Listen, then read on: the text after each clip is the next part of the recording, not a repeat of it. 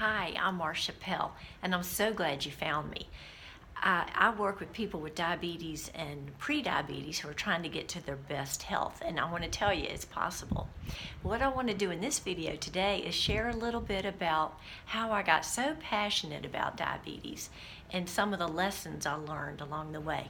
Some I definitely learned the hard way, and they caused some pain, and I want to try to spare you that pain. So it all started about years and years ago when I went to the hairdresser. I needed to just get my bangs cut, and she was tied up, but this other hairdresser, James, was available. So James cut my hair, my bangs. It took about 3 minutes. At the cash register though, I talked to him for 30 minutes. He was so interesting and different and fascinating. Now, to be honest, he's a male, artsy hairdresser. I figured he was gay, but I mean, it didn't matter. I would just enjoy this conversation with him. Didn't think anything else about it. I went back to get my hair cut with my regular hairdresser when the time came, and she asked me if I was seeing anybody that James was interested in knowing, and that he was a photographer. Well, that day that I had gone in and he cut my hair, I took my camera in because I was in a photography class and it was too hot to keep it in the car. So I think that's probably why we talked for a long time at the cash register, but I didn't know he was a photographer at the time. So fast forward, we start seeing each other, and I still find him very interesting, and we continued on dating, and eventually, probably a couple months into the relationship, he told me he had diabetes. Well, that was fine with me. It didn't really affect anything. He took insulin, and he'd had it for 10 years. I figured he knew what he was doing, and it just wasn't really an issue. So we got married eventually, and a few months after getting married, we went to the beach in North Carolina. And the sand up there is a lot darker than it is here in Florida on the Gulf Coast. And he was always really careful about taking care of his feet because he had no feeling below his knees. And the reason he had no feeling below his knees is because his blood sugars were too high a lot of the time and damaged his blood vessels and nerves. I didn't know a lot about that at the time, but anyway, for a split second when we were going to get some lunch, he walked on the sand with bare feet. And when we got to the car, I looked down and it looked like a bread bag was stuck to the bottom of his foot, or his feet.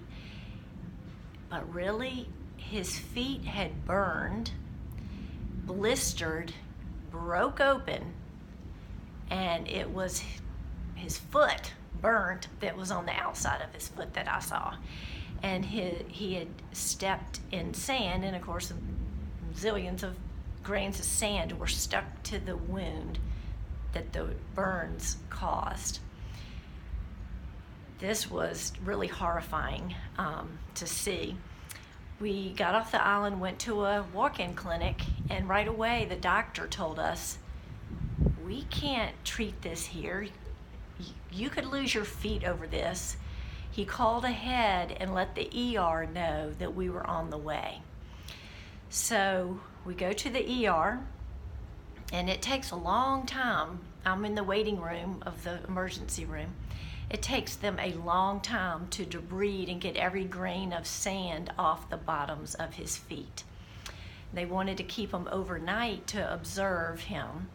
And so I got a hotel across the street, and then the next day I went back and they said, you can leave if you can do these burn wound bandages. And I was like, oh my God. So anyway, I just knew I had to do it. And so the nurse did one foot using sterile technique and showed me how to do it, and I had to do the second foot.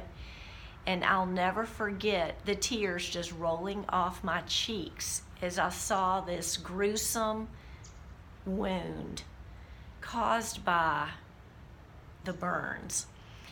But I managed to get it done, and they let us leave. As long as we had an appointment at the home, we were out of town, as long as we had an appointment at the ER when we got home. So every day, every morning, we went to the ER to see a wound doctor. And on the 5th day, I'll tell you, I was glad he was put into the hospital. He was admitted because his blood sugars were just too high to stay out of the hospital. And I was so glad that somebody else was doing these wounds, because every day they were different than the day before, and things were coming off his feet, and I didn't know, was this normal or good, or what was this? It was horrifying and devastating. But I will happy to say I saved his feet. I had to do these treatments 3 times a day for a few months, and they took an hour each time, and he had a good wound doctor, and he never lost his feet. All right, so here, lesson number 1, okay? The reason he didn't have any feeling below his feet, below his knees, was because his blood sugars ran too high. The reason his blood sugars ran too high was he was trying to avoid having a low blood sugar. I've never met anybody that's had a low blood sugar that was okay with it. It feels horrible. So he didn't monitor his blood sugar. This was a long time ago. Didn't have the technology. Now they had meters, but he didn't monitor, and he didn't do a lot of things that he should have done to prevent problems. Mostly because he didn't have insurance, and he was a starving artist type person without a lot of money. So anyway, he had a lot of problems. But the main thing he did about his blood sugar was to just go by how he felt. So this is the lesson. Do not go by how you feel. You can feel fine with the blood sugar in the 300s, but it is doing damage to your blood vessels and nerves. So you want to go by data, like get the information, check your blood sugar. What does the meter say? And just real quick, let me tell you that the Diabetes Association, these are the general guidelines, are in the morning when you wake up and you haven't eaten for 8 hours, your blood sugar should be between 80 and 130. That's when you wake up. And then if you've eaten, it should be under 180. You should have an A1C, that's a lab test with completely different kind of numbers. But when you get a lab test that shows your overall blood sugar control, that number should be under 7 for most people. It is normal and recommended that your doctor give you an individualized goal, but if you don't have one of those yet, that's a good general guideline to go by, but don't go by how you feel. All right, so moving on, while his feet were healing, he became blind. So he's a photographer and a hairdresser to make money who is now blind. Shortly after that, he needed dialysis. So all this was very, very depressing and devastating. It was really hard for him because, he was losing his vision. I think he was really scared. He was definitely depressed. It was really hard on me. If you have diabetes, your diabetes affects other people, but his diabetes definitely affected me. I was the only one that could see. I was the only one that could work. I was up to here with tasks to do. And I was scared he was gonna die. So one of the really bad things that we did not do very well was communicate. We did not communicate. So lesson number 2, please communicate with your loved ones in a healthy way. He didn't tell me what would be helpful for him, and I didn't tell him how I felt about him maybe dying with all these devastating things happening one after the other. We should have done that, but we did not. So communicate. How do you feel, and what can your loved one do to help you? So it was under 2 years after we got married that he actually died of a massive stroke. He was already in the hospital with an infection, and I just thought, I just couldn't believe he was dead. But it happened, and it was shortly thereafter, well, a year or so after, that a diabetes job fell in my lap. I was like, what? Like, I moved to Florida. Nobody even really knew I was a dietitian here. I was wondering how I was going to get a job with not having connections with dietitians here. And a dietitian called me and said, there's a job at a diabetes center. So I took it, and I helped so many people. I learned all about diabetes. I realized how important it is, and it has become my passion. I am so clear that this is what I need to do and how I can help people the most.